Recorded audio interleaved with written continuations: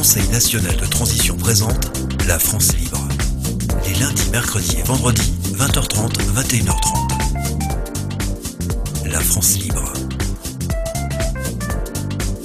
La Constitution et la République n'existent plus. Le Conseil national de transition est la seule autorité publique, légale et légitime représentant la souveraineté nationale du peuple français, en droit français et international. C'est une organisation déclarée à l'ONU. On rappelle, toutes les mesures Covid, y compris les inoculations soi-disant vaccinales, sont des expériences médicales ou scientifiques interdites par le droit international. Il s'agit de crimes contre l'humanité. Toute personne qui vous impose le masque ou vous menace de PV ou de vous licencier pour non-respect d'une mesure Covid commet un crime contre l'humanité. Pour connaître vos droits et les faire valoir, informez-vous www.conseilnational.fr. Rejoignez gratuitement le CNT sur www.conseilnational.fr.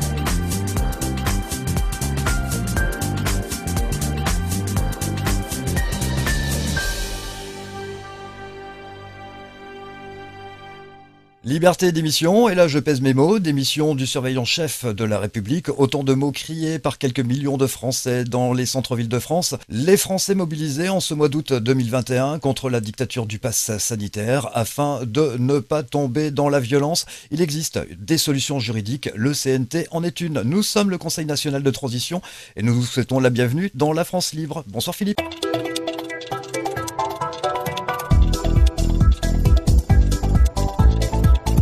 Bonsoir, bonsoir Sylvain. Alors aujourd'hui, on est un petit peu en modèle réduit, en version courte, puisque Bruno n'est pas avec nous et évidemment, il est en déplacement d'ailleurs pour le compte du CNT. Et oui, on peut de temps en temps bouger aussi pour le compte du CNT. Donc ce soir, on va faire l'expérience à nous deux de parler d'un sujet. Oh, on peut le dire maintenant, hein, Sylvain, Sans problème. je peux le déflorer. Hein. Le sujet, c'est quoi? C'est informer et réinformer. Hein. Ça veut dire que soit on réinforme de ce qui est une information qui est plus ou moins vraie, plus ou moins discutable, soit on continue de dire la même information plusieurs fois jusqu'à ce qu'elle rentre dans le crâne. Donc il y a les deux cas, en fait. Hein, voilà. Puisqu'on est tous des êtres humains et qu'en tant qu'être humain, on a une attention qui est relativement faible ou qui s'agrandit au fur et à mesure de l'intérêt qu'on porte au sujet. Aujourd'hui, on a la chance, entre guillemets, d'avoir des sujets extrêmement forts, notamment relativement au pass sanitaire, relativement à la COUSPI, puisqu'on va l'appeler comme ça, il y a l'obligation COUSPI. Donc ça motive énormément de personnes qui veulent savoir ce qui va se passer pour eux, pour leurs enfants demain, hein, c'est-à-dire à la rentrée scolaire qui arrive à grands pas. Donc voilà, donc on est dans cette logique-là de réinformation autour de tous ces sujets-là.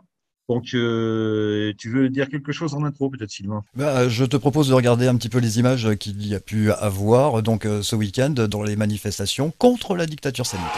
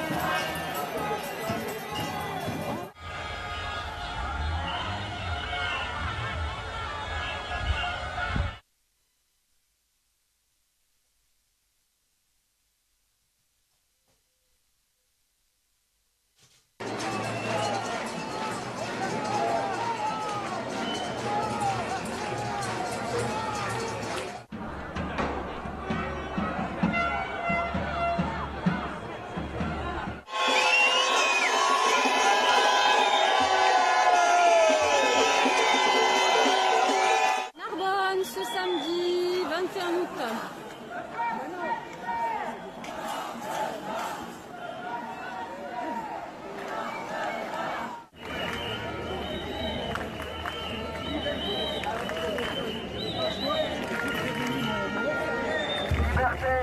Voilà, des images de ce week-end. Alors, les médias ont annoncé quelques 230 000 personnes et une mobilisation en baisse. Donc, c'est pour ça que c'est important de regarder ces images. J'ai pas l'impression que ce soit en baisse. Ah, j'ai pas l'impression non plus, ou alors c'est une baisse relative compte tenu du fait qu'on était sur un week-end de changement, de remontée de départ en vacances et de retour de vacances. En tout cas, de retour, c'est sûr. Donc, il y avait forcément moins de monde de disponible pour faire ces manifestations. Et malgré ça, on est sur une tendance à peu près stable, qu'elle soit à la hausse ou à la baisse, peu importe, mais elle est stable. Ce qui montre bien que la mobilisation, elle est générale et elle est soutenue et elle est permanente. C'est-à-dire que si c'est comme ça maintenant, ça va être encore plus au mois de septembre. Et de la part de nos surveillants, dire que c'est à la baisse, c'est une manière un petit peu facile de se rassurer eux-mêmes, de peut-être d'envoyer un message à tous ceux qui les suivent par rapport à leurs informations un petit peu tordues, un petit peu différentes, pour envoyer un message pour dire dormez braves gens, tout va bien. En fait, ce que vous voyez, ce n'est que l'écume de rien du tout, quoi. Alors que nous disons à peu près l'inverse. Nous disons c'est le corps corps. Ce que nous voyons, c'est le corps de ce qui va arriver demain. Et la question que tout le monde se pose, c'est jusqu'à quel nombre de personnes dans la rue peut-on aller sans qu'il n'y ait de dérives plus importantes? Voilà. Parce que là, il n'y a pas de dérive. On a simplement des personnes qui défilent calmement, qui demandent avec des banderoles qui la liberté, qui d'arrêter le viol des lois, tout simplement. Donc ça, c'est quelque chose de parfaitement naturel, d'exprimer de façon parfaitement calme et qui n'arrête pas une intervention policière. D'ailleurs, on n'a pas vu dans ces images d'intervention policière, il faut le remarquer. Donc tout se passe relativement dans un calme tout à fait serein. Ça, c'est important. Mais ça pourrait tout à fait dégénérer. D'ailleurs, le gouvernement peut faire en sorte que ça dégénère au moment où il le souhaite. C'est très simple d'allumer une mèche dans ce genre de pétard qui est une foule en marche. Voilà, donc tout ça, il le maîtrise parfaitement. Donc ce que je remarque, c'est qu'il n'y a pas eu de provocation de part et d'autre, et que les choses se passent dans le calme et dans l'intelligibilité, c'est-à-dire qu'on comprend, grosso modo, ce que les défilants, les manifestants souhaitent exprimer, c'est-à-dire ce que je viens de dire, c'est-à-dire la récupération d'une forme de liberté, non au pass sanitaire dont tout le monde se dit qu'il peut très bien s'en passer. On n'a pas trop vu d'images sur l'obligation COUSPI, mais je pense qu'il y a également cette préoccupation, parce que cette obligation n'est pas encore à l'ordre du jour, mais elle va probablement le devenir. Elle le devient de fait dès lors que on ne peut pas rentrer dans telle ou telle activité, qu'elle soit scolaire ou professionnelle, si on n'apporte pas avec soi les preuves d'une vaccination. Et ça, c'est une obligation masquée. Voilà, donc aujourd'hui, on en est là. Donc toutes ces manifestations, elles montrent, elles pointent le fait qu'il y a plus qu'un dérangement, le fait qu'on a dépassé certaines lignes, j'ai envie de dire civilisationnelles, puisque la liberté, elle n'était pas du tout, jusqu'à ce jour en tout cas, dépendante d'une vague microbienne ou d'un virus, jusqu'à maintenant. Et on s'aperçoit aujourd'hui que c'est le cas, hein. C'est-à-dire qu'à partir d'une problématique sanitaire, une problématique dont on attend encore un certain nombre d'éléments justement biologiques pour pouvoir la confirmer, tout simplement, on attend encore, hein. Donc, à partir d'une problématique de cette nature, on a déclenché tout simplement une succession de privations de liberté qui nous amène dans une forme d'entonnoir tout droit vers une dictature. Donc, on n'y est pas encore. Il est encore temps de réagir. Les Français réagissent. Ils réagissent in extremis, puisque jusqu'à maintenant, ils ont fait confiance. Et ils ont fait confiance et à force de faire confiance, ils se sont aperçus que de jour en jour, de semaine en semaine, cette confiance était trahie régulièrement et qu'alors qu'on leur promettait, s'ils étaient sages, que la période difficile serait courte, eh bien, on s'aperçoit que non seulement elle sera longue, mais qu'elle sera de plus en plus difficile. Donc voilà, c'est de tout ça dont il s'agit. On est aujourd'hui dans cette fameuse logique d'information et de réinformation. Donc jusqu'à maintenant, les informations qui nous ont été données laissaient les personnes, je dirais, du monde habituel, hein, celles qu'on croise tous les jours dans la rue, qui vont travailler quand elles le peuvent, eh bien laisser ces personnes, je dirais, dans un état de confiance, de demi-confiance ou d'indifférence vis-à-vis de ce qui se passe. Avec ou sans masque, c'est pas bien grave, ça change pas la vie. Avec ou sans passe sanitaire, ça change pas la vie. Bon voilà. Or ici au CNT, comme sur d'autres plateaux, comme sur d'autres groupes, nous disons que si ça change la vie entre un masque et pas un masque, avec une piqûre ou sans COUSPI ou avec COUSPI, ça change les choses. Avec un pass ou sans pass, ça change également les choses, etc., etc. Alors ce que je remarque, c'est que les gens sont prêts à accepter un certain nombre de contraintes physiques par rapport justement à l'existence de ce virus dont on nous parle et dont on nous rebat les oreilles. Et ils sont prêts à accepter. Et puis à un moment donné, quand c'est plus possible de rentrer dans un restaurant, quand c'est plus possible de rentrer dans un bar, quand c'est plus possible de rien faire, alors que quand on se regarde de loin en loin, on a tous l'air de, excusez-moi l'expression, mais de péter la santé, comme on dit, hein. Tous ces gens sont en pleine forme, ils ne vont pas partir comme des mouches, en tout cas pas encore. Eh bien, on se dit, tout ça est un petit peu ridicule, non? Qu'en pensez-vous? On pourrait quand même boire un coup à un bar sans être distanciation, sans être passe sanitaire, sans être confinement, que sais-je encore. Donc, ce sont toutes ces préoccupations qui remontent à la surface parce que les personnes constatent que, autour d'elles, tout se passe bien. Quand on nous dit que les hôpitaux sont pleins, hein, quand on va voir sur place, ils ne le sont pas. On a eu la semaine dernière, ou cette semaine plutôt, l'occasion de parler d'hôpitaux en Martinique, qui soi-disant étaient également des hôpitaux d'urgence où tout le monde mourait, tombait comme des mouches. Il n'en est rien par rapport aux témoignages directs que nous avons de nos correspondants à nous, d'autres personnes venant de ces îles, de la Martinique en l'occurrence. Et voilà, et je crois que le même système est mis en place à La Réunion, qui consiste à faire peur à la terre entière et en particulier aux habitants de l'île, selon quoi, eh bien, il s'agirait d'une épidémie extrêmement lourde en conséquences et extrêmement mortifère, il n'en est rien.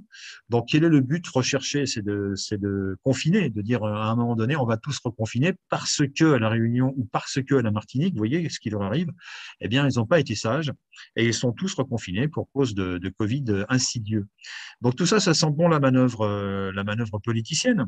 Alors, je voudrais justement enchaîner sur la partie manœuvre politicienne. Alors, il se trouve qu'il y a un certain nombre de gens d'ordre de la médecine qui sont soit des médecins, soit des biologistes, qui interviennent depuis un certain temps, on va les reciter, le docteur Raoult, le docteur Perrin, le docteur Fourtillant, etc., qui tous aujourd'hui, enfin tous, presque tous, continuent de pointer toutes les choses inexactes ou toutes les bizarreries qui ont conduit notre gouvernance ou notre comité de surveillance, on va dire ça comme ça, à faire des choses qui n'étaient pas du tout en tout cas logiques, et passer à une autre étape qui consiste à dire, n'y a-t-il pas une analyse politique à faire par rapport à tous ces événements d'ordre médical?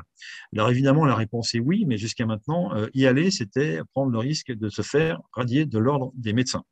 Donc on peut comprendre la réticence de certains, y compris très haut placés, qui ont préféré jouer au chat et à la souris pour garder leur prérogative de médecin, plutôt que de perdre effectivement cette capacité à soigner et à rester dans le circuit des médecins officiels, au travers de l'ordre des médecins. Alors, mais maintenant, on est un petit peu sur un contre-pied, c'est-à-dire qu'on a aujourd'hui très clairement des personnes qu'on peut citer, hein. Madame Stuckel-Berger, qui devient de plus en plus célèbre et connue parce que, justement, elle fait le pont entre la partie médicale et la partie politique. Elle dit, voilà, il y a des choses qui se préparent, il y a des choses qui avancent, c'est forcément le fruit d'un plan, etc., etc. Et il faut que comment dirais-je, que nous nous renforcions sur la partie du droit, sur la partie juridique. J'ai envie de dire à cette dame, qui est fort courageuse et que je salue, qu'elle vienne vers nous, parce qu'on a tout ce qu'il faut pour elle et pour toutes les personnes qui veulent bien la suivre et l'écouter, en tout cas l'écouter, puisqu'elle a une audience, c'est tant mieux pour elle et c'est très bien. Donc il n'y a pas qu'elle, il y a d'autres personnes connues, on va dire, qui sont connues par leur notoriété de professionnelle, parce qu'elles sont une autorité en médecine, ou bien une autorité en droit international, etc., qui s'avancent à bas bruit et qui disent, là, il se passe des choses, il faut qu'on réfléchisse. Alors, au CNT, ça fait un petit moment qu'on y réfléchit, ça fait un petit moment que tout ce qui est arrivé jusqu'à maintenant a été prédit, non pas parce que nous avons une boule de cristal, mais parce que nous avons lu un certain nombre de textes émanant de celles et ceux, enfin, surtout de ceux d'ailleurs, qui ont fait les plans qui nous mènent où nous sommes aujourd'hui. Et ces plans se révèlent tout à fait exacts et suivis, en tout cas. Donc, en tirant des lignes entre deux points, tout simplement, on est capable d'annoncer ce qui va se passer dans 5 ans, dans 10 ans. Comme Éric Ciotti a été capable d'annoncer il y a quelques années ce qui allait se passer exactement aujourd'hui. Comme il y a plus d'1 an et demi, lorsqu'il m'a appelé au téléphone avec des sanglots dans la voix, il m'a dit, ça y est, c'est parti, ils ont appuyé sur le bouton et maintenant on va avoir droit à la pandémie, avec toutes les conséquences, vaccination obligatoire, etc., etc. Et moi, même à ce moment-là, j'y ai pas cru. Je me suis dit non, là, il est peut-être un petit peu dans le dur. Mais en fait, il avait totalement raison, non pas parce qu'il était devant, encore une fois, mais parce qu'il avait lu le détail de tous ces programmes, de tous ces plans, de tous ces agendas. Donc, nous en sommes là aujourd'hui. Il s'agit de réagir. C'est jamais trop tard. Tant qu'on est vivant, tant qu'on est lucide, tant qu'on est conscient, tant qu'on est éveillé, il n'est jamais trop tard. Il faut être tout ça à la fois. Et il faut être aussi raisonnable et raisonner. Alors, je veux dire pourquoi raisonnable. Raisonnable, moi j'entends des choses comme chez différents lanceurs d'alerte, on va les appeler comme ça, hein, c'est-à-dire des leaders, des groupes leaders qui fédèrent autour d'eux, autour d'une caméra et d'un micro, un certain nombre de personnes qui disent il parle bien ce monsieur, ce qu'il dit, ça sonne à mon cœur, ça sonne à mes oreilles, et je pense qu'il a raison. Bon, très bien, ça s'appelle un lanceur d'alerte qui lui-même se réinforme, soit chez nous ou ailleurs, hein, peu importe. Et à un moment donné, on est amené à se juger entre nous. C'est-à-dire qu'on se dit, mais un tel est-il vraiment avec nous ou bien fait-il partie d'une autre catégorie de personnes? Et si oui, laquelle? Et surtout, pour qui roule-t-il? Ah, ben voilà, pour qui roule-t-il? Pour qui roule le CNT, par exemple? Ou pour quelle personne, moi, je roulerais, par exemple? Ou Sylvain roulerait? Eh bien, effectivement, ce sont des questions intéressantes qui sous-tendent que les personnes qui sont dans la dissidence, qui sont des lanceurs d'alerte, qui ont un micro, qui ont bien souvent un très joli décor, une très jolie voix, qui sont des professionnels pour certains d'entre eux de la présentation. Eh bien, voilà. Et pour qui roule-t-il? Alors, il y a certains journalistes que je ne citerai pas, qui ont la chance d'avoir pignon sur rue, qui sont connus dans la France entière. Quand ils se déplacent, ils sont acclamés par la foule parce qu'ils traitent de sujets qui nous préoccupent aujourd'hui. Donc, je ne peux pas dire, a priori, ce monsieur, je ne l'aime pas parce qu'il a une sale tête et que tout ce qu'il dit à côté, je m'en fiche parce qu'il a une sale tête. Et on ne va pas dire ça, pourquoi? Parce que nous, on a été victimes de cet état d'esprit.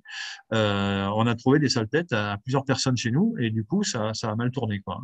Alors, on ne peut pas faire de délit de sale tête comme ça en disant un tel, il travaille pour le machin, ou alors il est jésuite, ou travaille pour le Parti communiste chinois, il suffit de faire l'analyse. On a des analystes sur le marché, entre guillemets, qui observent tout ce qui se passe chez justement les lanceurs d'alerte et qui font un peu métier de les catégorier, de dire un tel il est plus ceci, méfions-nous parce qu'il est trop cela, il roule à gauche, il roule à droite, il est un peu trop au-dessus, un peu trop en dessous. Au CNT, on dit quoi? Au CNT, on dit que c'est pas parce que quelqu'un n'a pas forcément de bonnes intentions qu'il dit tout le temps des bêtises. Inversement, c'est pas parce que quelqu'un a de mauvaises intentions qu'il va pas de temps en temps en sortir une qui va nous aider, quoi. En d'autres termes, on dit quoi? On dit qu'il faut faire jouer son libre arbitre, bien évidemment, et ce qui concerne notre capacité à analyser soi-même, à analyser par nous-mêmes. Voilà, ça s'appelle l'instinct, vous appelez ça comme vous voulez. Alors cet instinct, il se développe avec le temps, avec l'habitude, évidemment. On est toujours plus malin après qu'avant, hein. Il y a toujours une période de jeunesse quand on se lance dans une activité quelle qu'elle soit. Aujourd'hui, on est un petit peu moins jeune qu'hier. Je pense qu'on peut aider un certain nombre de personnes, de groupes, de lanceurs d'alerte à justement être mieux informés plus vite par le moyen notamment d'information et de réinformation classique, mais surtout par le moyen du droit. C'est-à-dire qu'on a fait au sein du CNT du droit une sorte allez, on va dire de notre vade-mecum, hein, c'est notre ligne de conduite, de dire voilà, on avance en droit. En droit. Et la deuxième valeur, à part le droit, c'est évidemment la paix, c'est-à-dire que c'est le contraire de la violence. Ça mérite d'être dit, redit et chanté sur tous les toits. Ici, nous sommes dans le droit et la paix. Voilà. Donc, tout ça, très important. Alors, le droit, ça veut dire quoi? Ça veut dire que les autres ne sont pas capables de faire du droit? Si, ils sont tous capables de faire du droit, mais il y a les avocats qui interfèrent sur l'aspect politique, on va appeler tout ce qui concerne la tyrannie sanitaire, excusez-moi, la tyrannie sanitaire, on va l'appeler comme ça. Donc, il y a un certain nombre de personnes qui interfèrent sur cette tyrannie et qui expliquent pourquoi, etc. Un certain nombre de personnes qui nous expliquent pourquoi nous ne sommes plus en République, pourquoi désormais le système républicain est mis à bas. Très intéressant, on fait du droit. Hein. Donc voilà, et donc ils font du droit aussi. Alors nous aussi, on fait du droit. Mais nous, on se base sur un postulat qui est de dire qu'en 2008, la Constitution et la République se sont toutes les deux écroulées. Alors, bon, c'est un constat, hein, et on est obligé de le faire, ce constat. Après, on tourne la tête pour ne pas le voir dans un sens ou dans l'autre, mais le constat est toujours là. À partir de là, c'est comment on continue à travailler, comment on continue à avancer, et surtout, qui continue à être surveillant chef de ce pays. On a les réponses. Hein. On a les réponses depuis 2008. On a eu un certain nombre de personnes. On a eu M. Sarkozy, on a eu M. Hollande, et on a maintenant M. Macron, qui sont des personnes qui sont issues du même creuset. Donc voilà, donc ça c'est quelque chose de remarquable à faire remarquer justement, et qui obéissent à un certain nombre de règles qui ne sont plus les règles républicaines, qui ne sont plus les règles que leur donne le peuple dont ils sont les représentants et dont ils sont normalement ceux qui devraient l'obéir et non pas l'inverse. Donc ils se comportent comme des dictateurs, comme des rois, et ils ont au-dessus d'eux, c'est évident, hein, des personnes qui leur disent quoi faire, comment le faire, à quel moment. Donc, nous ne sommes gouvernés que de façon très indirecte par des personnes que nous ne voyons pas, que nous ne connaissons pas, et qui tirent des ficelles auprès d'autres personnes qui sont chargées de faire le relais entre elles et nous. Alors, c'est un relais sécuritaire, c'est un relais autoritaire, c'est parfois un relais violent. Voilà. Donc, on voit des gens disparaître de la télévision du jour au lendemain. Tout à l'heure non, mais hier encore, on avait Monsieur Raoult qui nous parlait effectivement d'un certain nombre de choses, même s'il n'était pas spécifiquement contre la COUSPI, hein, mais il avait d'autres choses à dire concernant la Covid-19 et la manière de le guérir. Et ce monsieur est sorti des cadres, donc parti à la retraite. Alors effectivement, il est à la retraite, hein, 69 ans ou 70 ans bientôt. C'est pas tout à fait scandaleux de voir une personne de cet âge partir à la retraite, mais c'est quand même un moment opportun, quoi, hein. Donc il est sorti littéralement de tout ce qui concerne les vidéos et donc les médias mainstream, alors qu'il a fait leurs riches heures pendant un certain temps. Et puis il a fallu du temps pour non seulement le sortir des cadres, mais aussi pour dire que ces soins avec la chloroquine, ça a créé beaucoup de problèmes. Ah bon, je sais pas lesquels, mais il y a des gens sur les médias pour expliquer que à cause de lui, il y avait presque presque eu des morts avec la chloroquine, ce qui n'est pas du tout prouvé. Hein, voilà. Mais il y a des gens pour le dire. Donc c'est une manière d'ostraciser, de dire on vous sort du jeu, si vous insistez, on vous accusera de génocide parce que si vous insistez vraiment. Donc toutes les méthodes sont sorties, sont vent debout pour sortir des gens de la logique médiatique, de l'espace médiatique, pour éviter qu'ils ne fassent rentrer un brin de bon sens et d'intelligence, de discernement, c'était le mot que j'aurais dû employer tout à l'heure, de discernement dans le cerveau des personnes, toutes les personnes, hein, car nous avons tous un discernement. Il est plus ou moins visité, plus ou moins usé, plus ou moins, comment dirais-je, oui, cabossé, ou affûté. Hein, il peut être affûté pour certains, mais c'est comme un muscle, un discernement, ça se travaille. Voilà. Donc nous en sommes aujourd'hui. Alors ce que j'aurais dire dans tout ça, c'est que effectivement, il y a des lanceurs d'alerte qui sont plus ou moins, comme je le disais tout à l'heure, dans des sphères qui peuvent nous emmener vers des conflits d'intérêts, ou en tout cas des non-conflits d'intérêts, ce qui est à mon avis pire que le conflit d'intérêts. Voilà, donc ça, ce sont des sphères possibles. Est-ce que pour autant les gens qui prennent des risques face caméra en disant qu'ils sont des anciens militaires et qui considèrent que là on est sur une logique mafieuse et que nos gouvernants sont des bandits, et conseiller par exemple à tous leurs anciens collègues de l'armée de faire attention quand ils contresignent les ordres de Kouspi, de bien faire attention qu'ils n'engagent pas eux-mêmes, ils ne s'engagent pas eux-mêmes dans une direction qui peut leur coûter très cher. Alors, j'ai entendu ça de la part de cet homme qui me paraît a priori courageux, ou alors il bénéficie d'une couverture, ou alors il est en sous-marin de je ne sais qui, mais toujours est-il que ce qu'il dit, l'avertissement qu'il lance à des militaires ne peut pas être considéré comme neutre, ne peut pas être considéré comme une boutade venant d'un ancien officier qui s'adresse à ses anciens collègues face caméra. Donc cet homme, il a pour cette raison-là notre respect. Après, on peut critiquer, c'est-à-dire que moi j'aurais aimé dans le même droit fil, dans la même conversation, dans le même discours qu'il faisait à ses anciens collègues militaires, qu'ils disent, eh bien tout simplement, ce qui est valable pour les officiers doit l'être également pour le civil. C'est-à-dire que si demain il devait s'avérer que il y a des choses qui ont été faites par rapport à la Kouspi qui n'étaient pas normales, et que les responsables, ceux qui ont pris la responsabilité de l'ordonner, vont être jugés tout simplement. Hein. Mais c'est vrai aussi dans le civil. Et pourquoi il a oublié de le dire? Ça, par contre, ça me surprend. Ça me surprend un petit peu, ce monsieur qui était bien parti pour parler de l'armée, effectivement, et en disant à l'armée, faites attention de ne pas contresigner des ordres qui peuvent vous emmener très très loin, chers camarades officiers. C'est vrai aussi pour n'importe quel employeur, c'est vrai aussi pour n'importe quel responsable d'établissement scolaire, n'importe quel responsable d'établissement hospitalier qui prennent exactement les mêmes risques. Et c'est autour de ces risques que nous travaillons. C'est-à-dire que je disais tout à l'heure qu'on fait du droit, et en faisant du droit, on sort tout simplement des documents. Et faire du droit, ça consiste à identifier un problème, dire voilà, en droit, il y a tel et tel problème qui est généré par tel et tel article de la loi. Que dit la loi? En fait, c'est toujours la même question. Que dit la loi? Que disent nos lois? Que dit notre bloc constitutionnel, dont je rappelle qu'il est formé prioritairement de la DDHC, donc la Déclaration des droits de l'homme et du citoyen, qu'il est formé également du préambule de la Constitution de 1946, et qu'il est évidemment formé de la Constitution de 1948. Tout s'est écroulé, je le disais tout à l'heure, en 2008, sauf la pierre angulaire qui reste la Déclaration des droits de l'homme et du citoyen. Il nous reste ça. Alors, je vais faire une digression par rapport à la Déclaration des droits de l'homme et du citoyen. J'ai eu l'occasion de dire il y a quelques jours en arrière, avec un peu de légèreté, qu'il y avait très peu de différence entre cette Déclaration des droits de l'homme et du citoyen, d'une part, et la Déclaration universelle des droits de l'homme qui a été créée en 1948 et qui a été déposée à l'ONU. Voilà. Alors, il n'y a pas beaucoup de différences, mais il y a au moins deux différences significatives. C'est-à-dire qu'effectivement, celle de l'ONU a repris une extenso tout ce qui était dans pratiquement les 17 articles de celle de 1789, du 26 août 1789.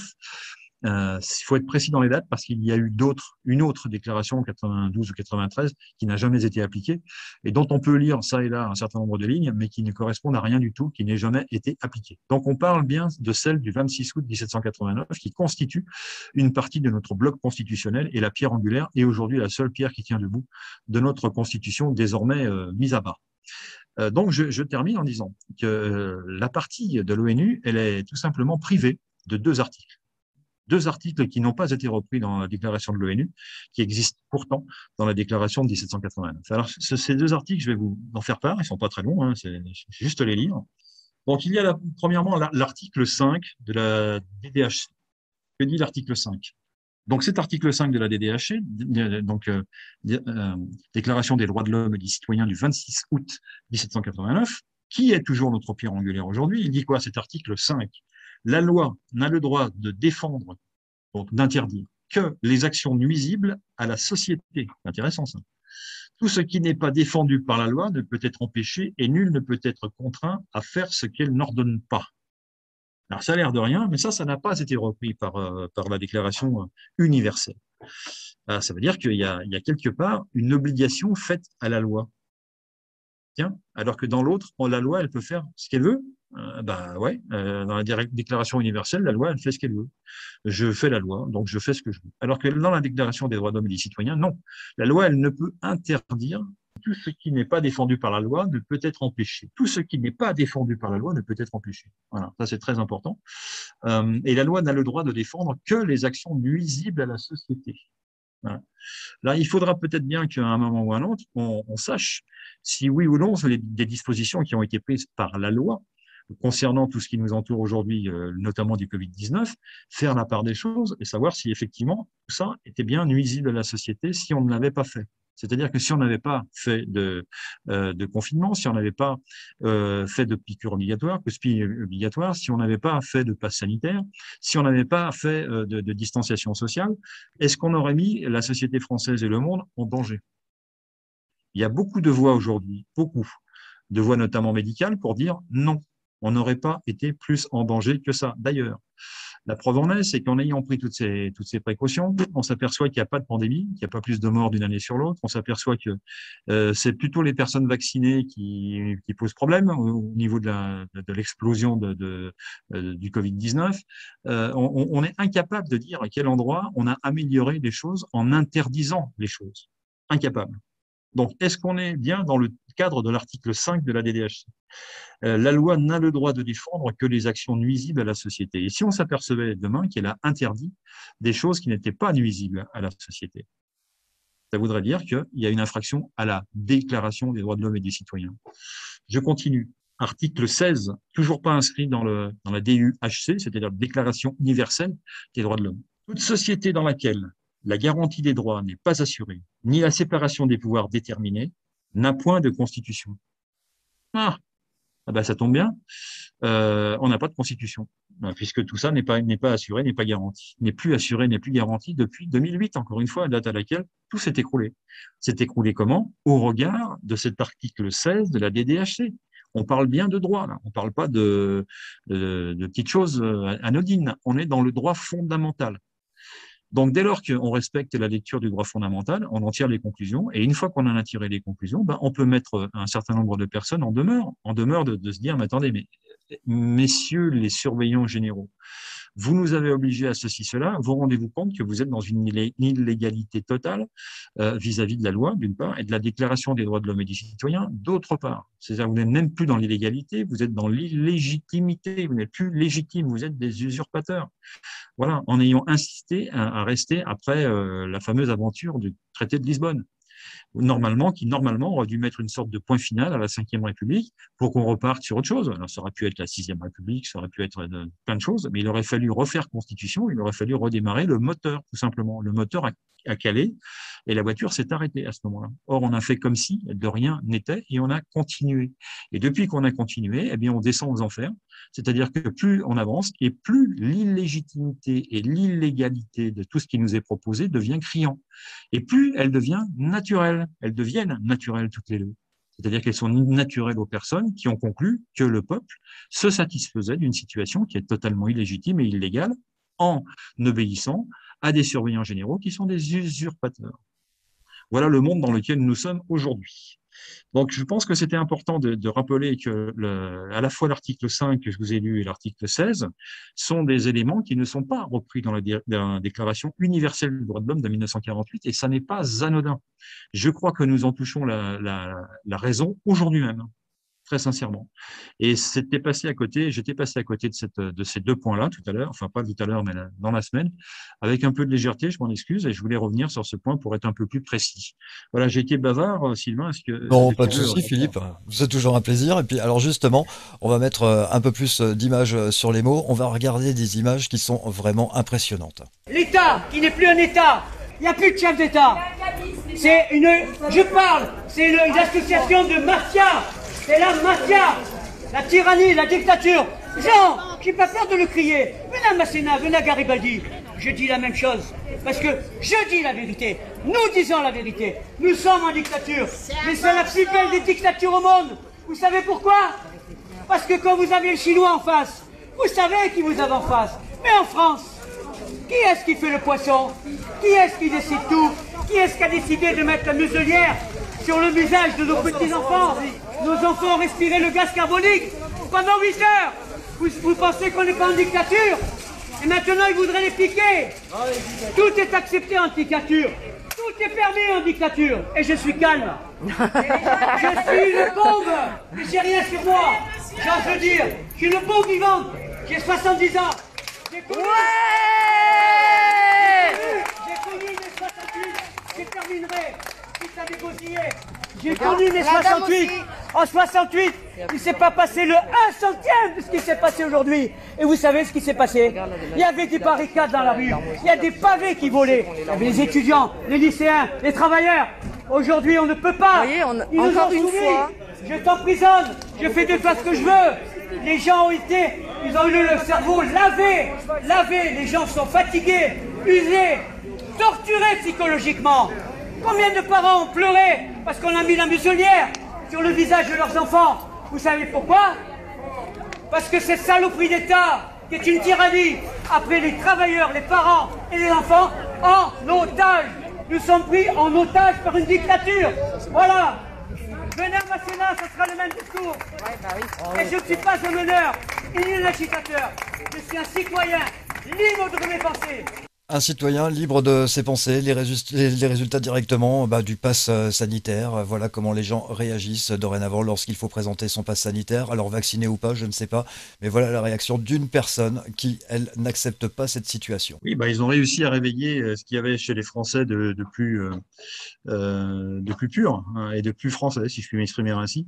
C'est-à-dire que dès lors que les fondamentaux sont bougés, et là ils sont plus que bougés, hein, on a effectivement des raisonnements qui sont faits dans la colère, mais qui sont bien faits quand même. C'est-à-dire on peut être dans la colère et dire des bêtises, et on peut être aussi dans la colère et dire des choses vraies. Et ce que dit ce monsieur, c'est des choses vraies. Et on doit retenir ça. On doit retenir ce que dit ce monsieur, ce sont des choses vraies. Son parallèle avec mai 68, il est parfaitement justifié. Il a dit lui-même, on n'a pas fait un centième. Le gouvernement à l'époque n'a pas fait un centième de ce que fait le gouvernement aujourd'hui, et il y avait des pavés qui volaient dans la rue. Aujourd'hui, on bouge un bras, on défile simplement pacifiquement, on se fait tirer dessus, alors qu'on est à la veille d'être dans une tyrannie réelle, quoi, avec ou sans piqûre. Voilà. Enfin, de toute manière, on pourrait rediscuter de ce qu'on met dans les doses. Ça, c'est encore un autre sujet. C'est pas le sujet de ce soir. Mais informer, réinformer, c'est ça. C'est dire, c'est comparer, c'est dire, moi j'ai connu telle période où ça se passait comme ça, et aujourd'hui que nous sommes dans une nouvelle période, c'est important pour des jeunes, et notamment nos enfants, mais nos petits-enfants, mais aussi nos enfants qui sont en âge d'avoir eux-mêmes des enfants, de leur expliquer comment on était et comment on a réagi. Parce que si on ne leur dit pas, ils vont comprendre que c'est la norme. Ils vont se tourner vers d'autres pays en se disant, dans d'autres pays, ils ont aussi une masse, dans d'autres pays, puis c'est peut-être au Zimbabwe, mais c'est pas grave, le Zimbabwe, c'est sympa aussi. Dans le reste du monde, ils n'ont pas le masque, mais en France, on a le masque, mais c'est normal, quoi. C'est normal. Parce qu'en France, il y a un mélange de population, il y a un hub, aérien du côté de Paris qui est énorme, donc on a des diffusions de microbes qui sont plus importantes qu'ailleurs. Tout ça, c'est de la foutaise, c'est évidemment faux, mais ce sont des moyens de se rassurer nous-mêmes, qui fonctionnent jusqu'à un certain niveau. Alors, quand ce niveau est dépassé, eh bien, comme on dit, la coupe est pleine et on ne peut pas remplir un vase qui est déjà plein. Donc, il va forcément y avoir un débordement. Et ces débordements, malheureusement, on commence à y assister. Je dirais dans l'honneur et la dignité. Ce monsieur est parfaitement digne et parfaitement fondé dans ses propos. D'ailleurs, je constate que la gendarmerie l'a laissé parler, que les gens autour de lui l'ont laissé parler. Il va y avoir de plus en plus de tribuns, de tribuns improvisés qui vont monter sur des caisses à savon, comme on disait autrefois quand il y avait des caisses à savon, et qui vont s'exprimer au nom de tous ou simplement au nom d'eux-mêmes pour exprimer tout ce qui se passe. Alors, il y aura les gens qui vont dire « Ah oui, tu as raison », d'autres qui vont dire « Ouais, on va former un comité », etc., etc. Et Donc, des comités… ils sont déjà Oui. légion, Philippe, hein, parce que je n'ai pas eu besoin de visionner des heures de vidéo pour trouver ce témoignage. Ils sont déjà légion, ces gens-là. Alors voilà, donc c'est vraiment une indication de ce qu'on disait tout à l'heure, c'est-à-dire que jusqu'où faudra-t-il aller pour que, plutôt qu'on ait des informations venant de nos surveillants qui disent, en gros, hein, ah ben il y a moins de monde cette semaine que l'année dernière, pour se faire plaisir à eux-mêmes et se rassurer eux-mêmes et rassurer leur public en quelque sorte, alors qu'évidemment c'est faux. Et jusqu'où faudra-t-il qu'ils mentent pour que la vérité explose, hein, je dis bien la vérité explose, hein, et que les choses changent. Et que les choses changent, c'est-à-dire qu'on prenne la parole des personnes en compte, alors que jusqu'à maintenant, ce n'est pas le cas. Si vous avez le mauvais goût de ne pas être d'accord, eh bien, on vous ostracise dans le meilleur des cas. Et si vous parlez si vous avez le mauvais goût de parler de la Déclaration des droits de l'homme, vous êtes une sorte de, un conspirationniste, c'est ça? C'est comme ça qu'on Ouais, nous c'est appelle? ça, ouais, c'est ça. Voilà. Donc, on devient des sortes d'animaux de foire, montrés du doigt par les autres, et on nous jettera bientôt des pierres. Je crains que l'avenir nous montre que les forces vont s'inverser. C'est-à-dire qu'à force de nous faire croire que nous sommes 10 alors que nous sommes 10 millions, il y a un moment donné où le courage va nous pousser les uns vers les autres, et où les circonstances vont faire qu'il n'y aura pas de choix. On va se retrouver dans la rue, bien sûr, tous les samedis. Bien sûr, il y aura des gens dans la rue.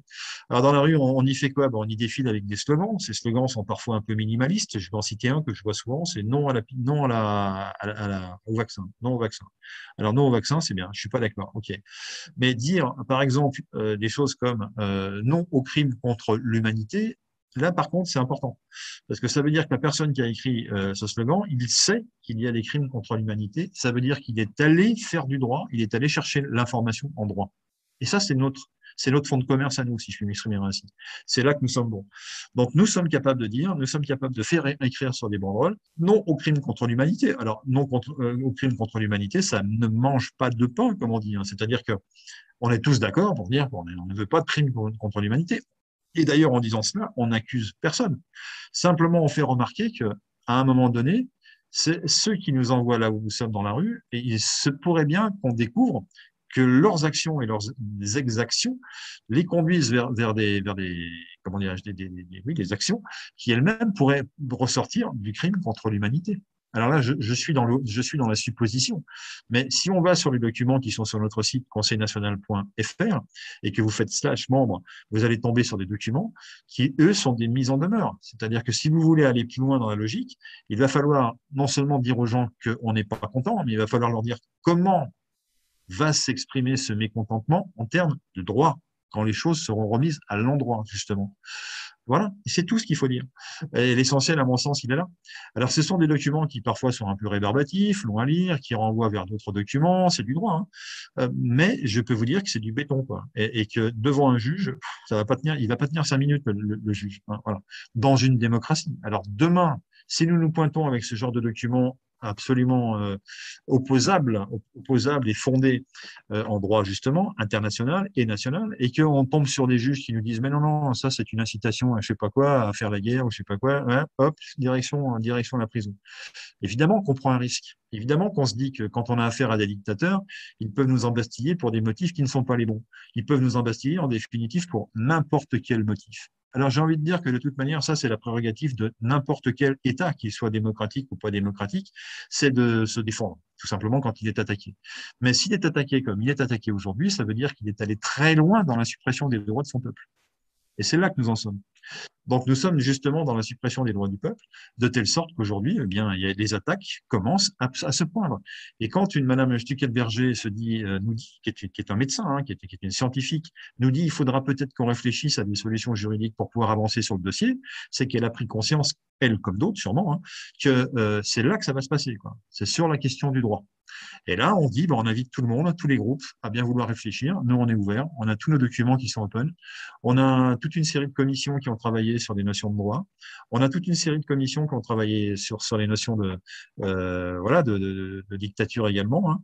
Donc, il faut qu'on puisse unir nos forces, unir nos intelligences, puis surtout se dire c'est peut-être pas la peine que, compte tenu du temps que nous avons devant nous qui est court, c'est peut-être pas la peine les uns les autres de réinventer la roue, chacun dans son coin, profitons des spécificités de chacun et allons-y.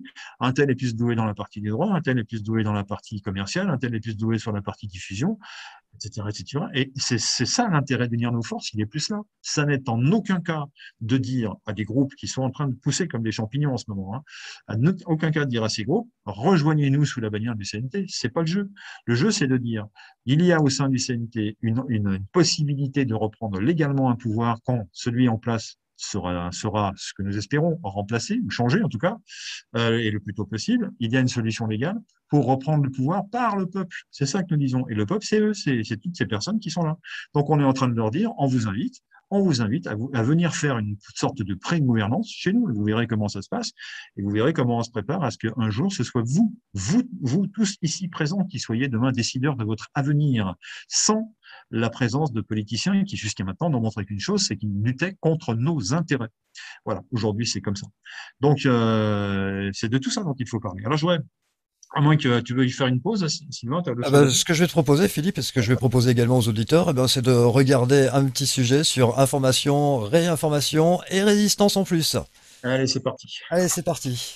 Le lundi soir à 20h30, le Conseil national de transition présente La France libre. Des discussions, des rubriques, de l'information. Nous ne prétendons pas réinformer, mais aider à comprendre, trouver de bonnes lectures et des références sûres, redécouvrir les idées qui réconfortent et qui libèrent.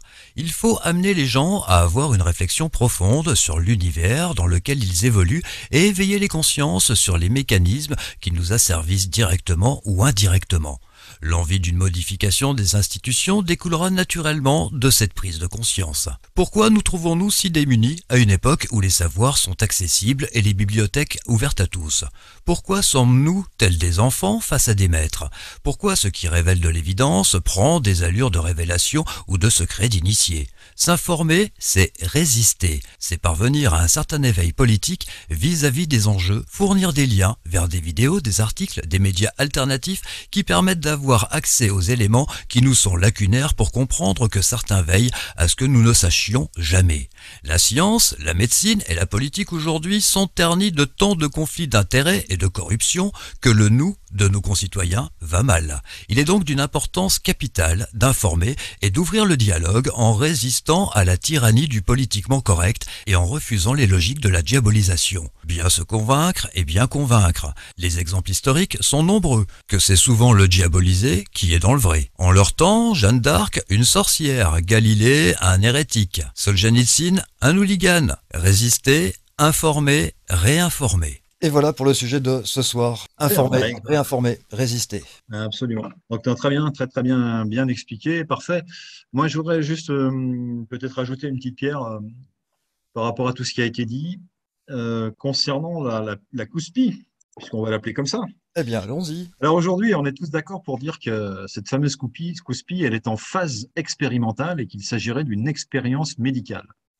Là-dessus, il n'y a pas trop de contradictions, hein. Tout le monde est à peu près d'accord. Alors j'entends dire, j'ai dit moi-même, que les assurances, si jamais demain vous décidez vous êtes malheureusement victime d'une conséquence d'une COUSPI et qu'il vous arrive malheur, ce que je ne souhaite pas, vos successeurs seront normalement, dans le cadre d'une assurance normale, soulagés de rembourser des crédits de la maison, de la voiture, etc., suite à votre décès.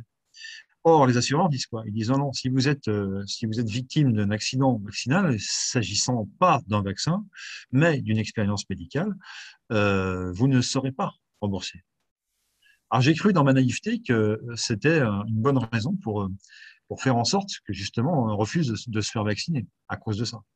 Mais il y a un double langage comme toujours. Il y a un piège comme souvent. C'est-à-dire qu'il suffit que les personnes qui décèdent de suite d'une vaccination se fassent déclarer par leurs proches ou par un médecin complaisant, morts non pas des suites d'une vaccination, mais tout simplement, devinez quoi, des suites du Covid-19, pour qu'il n'y ait plus de problème. Donc, le piège, il est là. C'est-à-dire que c'est évident que si on transforme les conséquences malheureuses d'une vaccination venant de ce fameux Covid-19 porteur de toutes les diableries médicales, eh ben on va venir à l'inverse conforter le fait que le Covid-19 est dangereux. Et je ne sais pas si je me suis bien fait comprendre. Mais là, il y a un piège. Il y a un piège qui consiste à transformer la vérité pour d'une part, accéder tout simplement à l'argent nécessaire pour rembourser des crédits quand on a un proche qui meurt, des conséquences d'une piqûre, des conséquences évidentes d'une couspi. Et deuxièmement, ne pas être dans la vérité puisqu'on va le déclarer mort de quelque chose qu'il n'a absolument pas eu. C'est évident. Donc là, on est diaboliquement enfermé, quoi. Et puis, je voudrais aussi continuer en disant que, comme il s'agit d'une phase expérimentale, ces fameux produits sont expérimentaux. On est dans une phase 3, je crois, dans le meilleur des cas pour certains d'entre eux. Il y a donc dans cette phase expérimentale une procédure normale qui s'appelle l'introduction de placebo. C'est-à-dire que quand on vous vaccine, enfin quand on vous inocule, excusez-moi, il y a forcément dans une phase expérimentale le jeu de placebo. C'est-à-dire qu'il n'y a rien dans la seringue, ou en tout cas, c'est de l'eau claire, quoi. Donc, il n'y a pas de conséquences sur la santé. C'est une population de non-vaccinés parmi les vaccinés. Voilà. Donc, ça veut dire quoi? Ça veut dire que parmi celles et ceux qui sont réputés inoculés, déjà, eh ben, on sait qu'il y en a certains qui n'ont rien. Enfin, qui n'ont pas été vaccinés de rien du tout. Ils n'ont pas été épicousés. Donc, ceux-là, en fait, la question qui se pose, c'est quel est leur destin? Ils représenteraient donc un danger pour ceux qui le sont, puisqu'on dit que ceux qui ne sont pas vaccinés sont dangereux pour ceux qui l'ont été. On est bien d'accord, hein, tout le monde me suit là. Je dirais la doxa officielle, c'est ça. Hein, c'est vous n'êtes pas vacciné, vous devenez dangereux pour ceux qui le sont. Alors, il faudra m'expliquer un jour pourquoi, mais ça, on va essayer de se passer de ces raisonnements pour l'instant. Donc, si je suis vacciné, non vacciné dans le cadre d'un placebo, qui lui-même est inscrit dans le cadre d'une expérience médicale, alors je vais donc cohabiter, moi, non vacciné, ne le sachant pas, je vais donc cohabiter avec des gens vaccinés, et voilà. Et donc, ça va créer quoi? Ça veut dire qu'il ne peut pas y avoir d'impact sanitaire de la part du vaccin sur des personnes, puisque le placebo en fait partie, on ne peut pas avoir d'impact sanitaire positif. On ne peut pas avoir d'impact sanitaire positif puisque les placebos font partie du jeu, quoi, en quelque sorte. Enfin, c'est un petit peu compliqué comme raisonnement, je m'en excuse, mais ça veut dire en clair que cette expérience médicale, si elle suit bien sa logique avec des placebos, normalement devrait dire le contraire de ce qu'elle est censée dire, quoi. C'est-à-dire qu'effectivement, on fait cohabiter des non-vaccinés avec des vaccinés sans qu'on le sache, en tout cas officiellement. Hein, on connaît que le nom du monsieur. Il y a que quelques expérimentateurs qui vont savoir qui sont les non-vaccinés, et les non-vaccinés ne le sauront pas. Ça, c'est l'expérience médicale. Ça, c'est fait comme ça. Hein. Voilà. Donc, cette cohabitation entre vaccinés et non vaccinés devrait conduire à la pire des choses, puisque c'est justement ce qu'on veut éviter. Hein. Si vous êtes non vacciné, il faut vite vous isoler. Alors voilà. Donc, on est en plein délire, quoi. Encore une fois, en plein illogisme qui contribue comment dirais-je, à noircir ou à rendre le tableau encore plus obscur qu'il ne l'est déjà. Donc, dans toute cette obscurité, on a du mal à se repérer. Voilà. Et on en reste toujours à la même question de droit. Où est la preuve de l'existence du virus Covid-19, SARS-CoV-2? Voilà. On est à la recherche voilà, on cherche la preuve. Donc cette question reste ouverte. Si des personnes scientifiques ou pas scientifiques, ont des réponses par rapport à tout ça, bien évidemment, on sera ravis de les inviter. Alors, on a fait un avis de recherche depuis longtemps, hein, ça fait déjà quelques mois, et pour l'instant, personne n'a répondu à l'appel. Je veux dire aussi toutes les personnes que je n'ai pas forcément citées nommément, mais qui se sentent visées par un certain nombre de choses par rapport à ce qui était déclaré notamment par l'armée.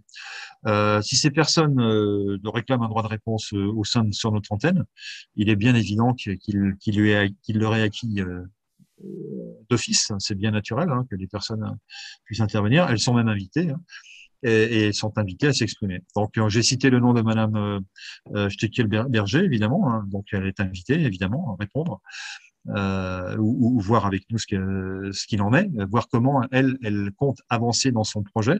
J'ai entendu une de ses dernières conférences qui était très intéressante. Il me semble qu'il y a des choses sur lesquelles elle a plein de choses à nous apprendre. Peut-être que sur d'autres, ça pourrait peut-être être à l'inverse et on peut céder. Voilà. Et puis, j'ai également cité le nom enfin, je n'ai pas cité le nom d'un militaire qui a parlé pour les militaires. Bah, cet homme, je le trouve courageux, quoi qu'il advienne, qui qu'il soit. Quant au conflit d'intérêts, l'expression même est perverse. C'est-à-dire que pour moi, la plus grande difficulté, c'est pas d'avoir des conflits d'intérêts, c'est d'avoir des accords d'intérêts. Donc il faut se méfier des mots, hein, comme bien souvent. Et là, c'est plutôt les accords d'intérêt qui sont à craindre. Que les conflits. Quand on est en conflit d'intérêts, ça veut dire voilà, il y a une bagarre. Voilà. Mais quand on est tous d'accord les uns avec les autres, comme des larrons en foire, comme on disait, on s'accordait comme des larrons en foire, c'est une vieille expression. Eh bien là, il y a accord d'intérêt. C'est plutôt de ça dont il faut se méfier. Et donc, tout le monde peut se dire à un moment donné, oui, effectivement, j'aurais pu avoir des accords d'intérêt avec tel ou tel, mais c'est pas le cas. Venez nous le dire. Il n'y a aucun souci. Et on n'est pas des juges et on ne coupe pas les têtes et on entend tout le monde. Voilà. Donc, je pense que nous sommes dans une période où il est important d'entendre toutes les personnes de bonne volonté qui s'avancent courageusement, bien souvent courageusement, face caméra pour dire des choses qu'elles pensent. On a vu ce monsieur parler tout à l'heure à la police, visage découvert, courageusement. Bravo à lui. Il faut du courage pour, à un moment donné, non pas sortir de ses gonds, mais dire ce qu'on a dans le cœur. Et parfois, les personnes qui défilent, malheureusement, n'ont pas toutes les informations. Elles savent qu'il y a quelque chose qui se passe pas bien, mais elles comptent un peu sur les autres, sur les voisins, pour leur expliquer de quoi il s'agit. C'est pour ça qu'à l'intérieur des manifestations, on voit une fraternisation énorme. Les gens fraternisent d'abord parce qu'ils ont effectivement des sentiments communs qui sont forts contre telle ou telle chose, mais en plus, ils ont besoin de se parler entre eux pour savoir qu'est-ce que tu sais, qu'est-ce que je sais, qu'est-ce que tu sais que je sais pas, qu'est-ce que tu sais pas que je peux te dire. C'est un petit peu ça. On est sur un forum d'échange et dans les rangs, on voit les gens se parler énormément. Comme on ne se parle pas dans le métro, comme on ne se parle pas dans les grands magasins quand on se croise au rayon lingerie. Donc voilà, donc les gens se reparlent. Et c'est normal parce qu'il y a une préoccupation énorme. Alors nous, ce qu'on fait modestement au sein du CNT, avec nos petits bras, on distribue des documents sur lesquels on renvoie auprès évidemment du conseil national.fr, qui est notre site, et on explique modestement pourquoi nous on passe par le droit, comment on y passe, etc. Alors après, on fait des comparaisons avec tel ou tel avocat qui préconise telle ou telle solution. Bon, pour nous, c'est pas négatif, mais c'est pas l'essentiel. On essaye d'élever le débat, d'aller plus vite, plus haut, plus fort, parce qu'on a besoin de puissance pour s'opposer à ce qui nous est lancé comme puissance en face de nous. Cette puissance, elle est énorme. Donc, il faut qu'on puisse faire pièce contre cette puissance. Et pour ça, on a besoin d'éléments de droit très, très importants. Donc, on a besoin d'informer, on a besoin de réinformer, c'est-à-dire de redire les choses ou de dire les choses autrement que ce qu'on a entendu à la télé ou dans les journaux. Et voilà, et on a besoin de tout ça. Donc, s'informer, se réinformer,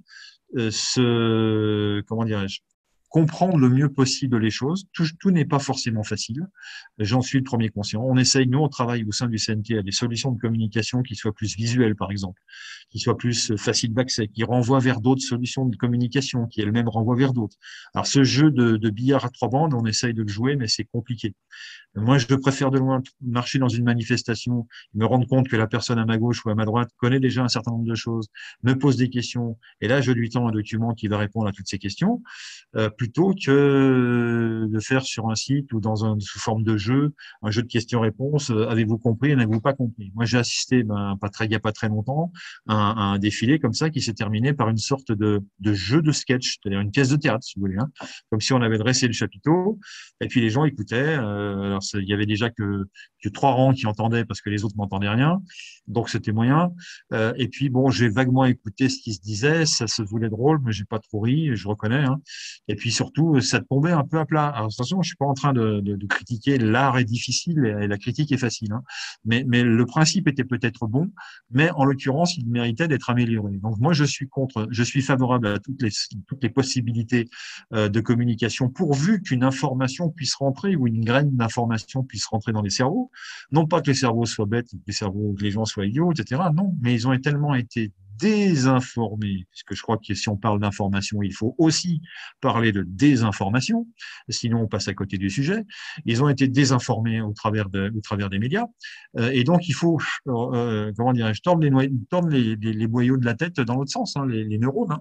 Il y a un travail de réinformation qui consiste à lutter contre cette désinformation préalable dans laquelle nous avons tous été victimes. Alors, on a tous à un moment donné décidé de fermer nos postes de télé, nos postes de radio, parce qu'on a compris instinctivement qu'ils se disaient des choses qui n'étaient pas forcément très justes et qui s'y disaient surtout des polémiques et qu'on était tout le temps dans la polémique et rarement dans l'information. Donc, les gens ferment, ils se mettent en croix. Voilà ce qui se passe. Donc, on va chercher l'information ailleurs. Alors, sur Internet, bien entendu. On sait tous que sur Internet, je l'ai dit 100 fois, mais je le redis, on y trouve tout et n'importe quoi. Donc, j'encourage largement les gens à aller chercher le tout plutôt que n'importe quoi. C'est une boutade pour dire que si vous cherchez une guerre de triage, en quelque sorte, un endroit où vous pourrez vous faire une idée de là où il faut mieux aller que d'autres endroits, eh bien, venez au CNT. Nous ne sommes ni un parti politique, on va pas vous vendre d'adhésion à quoi que ce soit. Alors, on adhère au CNT, hein, soyons clairs, mais on va pas vous vendre une adhésion à un parti politique. On va éventuellement vous demander si vous êtes d'accord pour aller informer les personnes dans la rue avec les tracts dont je vous parlais tout à l'heure, s'assurer que les personnes aient le minimum de base d'information pour les permettre de s'éveiller, car aujourd'hui, elles n'ont pas ce minimum de base. 80% des gens pensent à peu près la même chose sur la base de ce qui leur est dit dans les médias.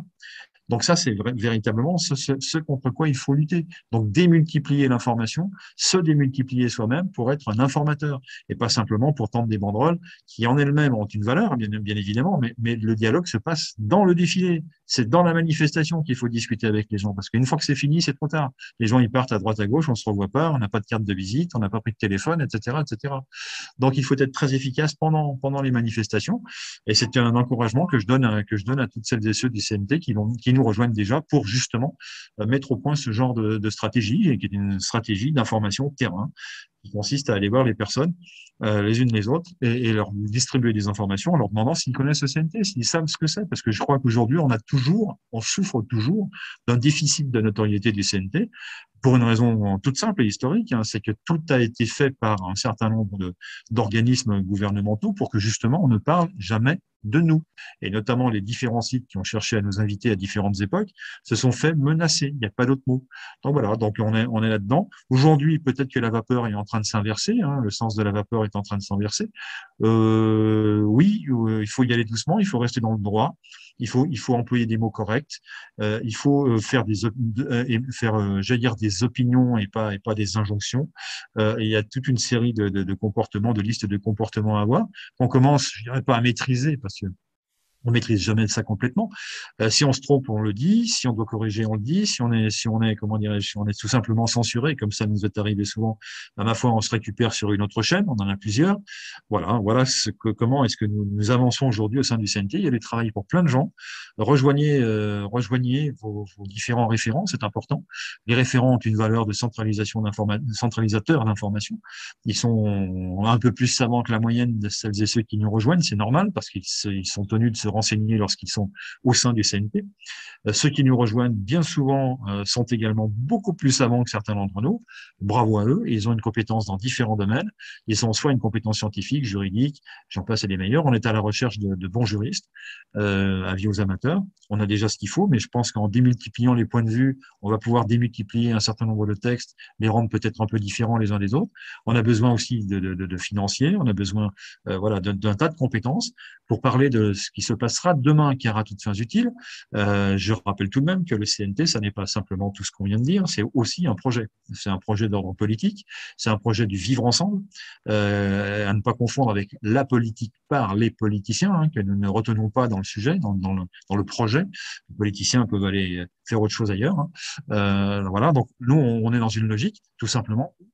C'est le peuple qui va gouverner. Alors c'est un vœu pieux, ça s'est jamais vu, ça n'a jamais fonctionné. Enfin, j'en passe et des meilleurs.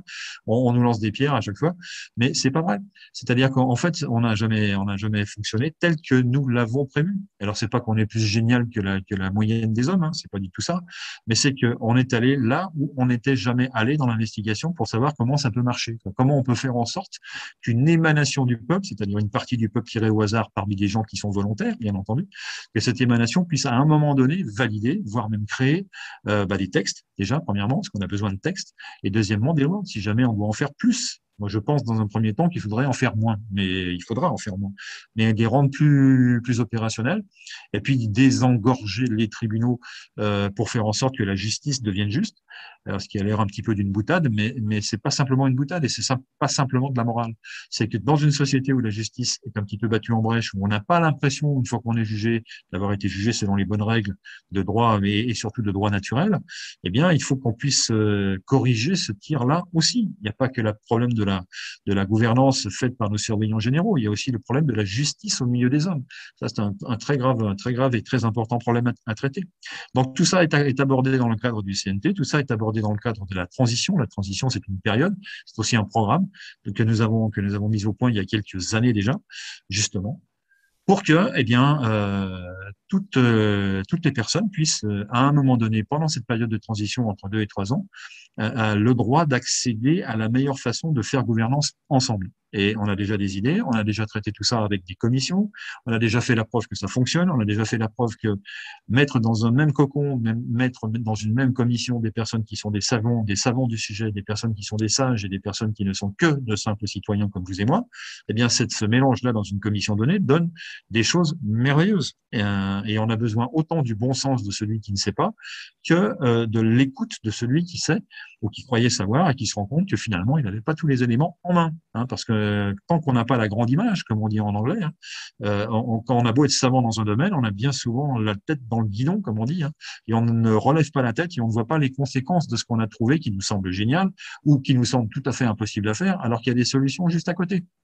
Donc c'est ça l'intérêt d'avoir des commissions mixtes, tripartites, dans lesquelles on trouve 3 catégories de personnes que nous avons préétablies. Voilà. Et ça fonctionne merveilleusement bien. Donc, effectivement, les politiciens voient ça d'un très mauvais œil parce que ça veut dire qu'à un moment donné, tout simplement, le peuple peut se passer de représentants. Ça veut dire tout simplement que le peuple peut se passer d'eux. Et ça veut dire aussi que le peuple va pouvoir faire la preuve qu'une de ses émanations va faire gouvernance pour vivre ensemble. Et ça, c'est absolument novateur, ça. Dans les sociétés modernes, en tout cas. Jusqu'à maintenant, tout cela n'a pas été rendu possible pour des raisons qu'on sait. Aujourd'hui, ça va l'être. Nous espérons en tout cas que les corps constitués, alors nous y voilà, les corps constitués, c'est l'armée, c'est la gendarmerie, justement, qu'on a déjà évoqué tout à l'heure, qu'on a cité dans le cadre de la vaccination. Mais on espère bien que ces personnes vont s'éveiller non seulement sur le domaine de la vaccination, mais sur d'autres, et qu'à un moment donné, elles vont tenir compte justement de la récrimination des peuples qui sont dans la rue, du peuple français qui est dans la rue, et qu'à un moment donné, il y a un phénomène de masse critique qui va faire que, tout naturellement, ces personnes vont basculer. Leur préoccupation essentielle, c'est pas de savoir si elles vont être suivies ou pas suivies, puisque ce sont elles la force. Donc, elles vont forcément être suivies. En revanche, leur préoccupation, c'est de savoir à quel type de personnes elles vont confier la suite des événements. Est-ce que c'est pour refaire des élections, pour retomber sur M. Macron? Est-ce que c'est refaire des élections à la manière républicaine? Ou bien est-ce que c'est choisir une logique à la manière du CNT? Eh ben, c'est toute la question. Et je vous invite tous nos auditeurs à aller voir sur le site conseilnational.fr ce que c'est que le CNT. Aujourd'hui, on a parlé simplement d'information et de réinformation. Ça fait partie du cœur de notre travail, mais il n'y a pas que ça, il y a d'autres choses. Allez voir, nous sommes un organe de droit international. Le CNT est un organe de droit international déposé à l'ONU qui fait que nous sommes aujourd'hui en toute légitimité suite à la chute de la Constitution et de la 5e République, pardonnez-moi, à la chute de la Constitution et de la 5e République, nous sommes devenus l'organe naturel de droit dans ce pays, tout simplement. Alors ça fait sourire certaines personnes peut-être, mais c'est comme ça. Donc, allez voir tout ça sur le site. Et il suffit que les personnes de bonne volonté qui aient envie de changer tout ça pour aller vers un autre paradigme, plutôt que de continuer comme avant et faire un peu plus de mêmes résultats qu'avant, on va changer les choses. Voilà. Allez voir sur le site. J'espère que j'ai pas été trop long. Non, tout va bien Philippe. www.conseilnational.fr. Surtout ne lâchez rien, la France bientôt libre. Philippe, je te remercie. Nous vous souhaitons une excellente soirée. Notre prochain rendez-vous avec le Conseil national de transition, ce sera mercredi à 20h30. Bonne soirée. Le Conseil national de transition présente La France libre. Les lundis, mercredis et vendredis, 20h30, 21h30. La France libre. La Constitution et la République n'existent plus. le Conseil national de transition est la seule autorité publique, légale et légitime représentant la souveraineté nationale du peuple français, en droit français et international. C'est une organisation déclarée à l'ONU. On rappelle, toutes les mesures Covid, y compris les inoculations soi-disant vaccinales, sont des expériences médicales ou scientifiques interdites par le droit international. Il s'agit de crimes contre l'humanité. Toute personne qui vous impose le masque ou vous menace de PV ou de vous licencier pour non-respect d'une mesure Covid commet un crime contre l'humanité. Pour connaître vos droits et les faire valoir, informez-vous. www.conseilnational.fr. Rejoignez gratuitement le CNT sur www.conseilnational.fr.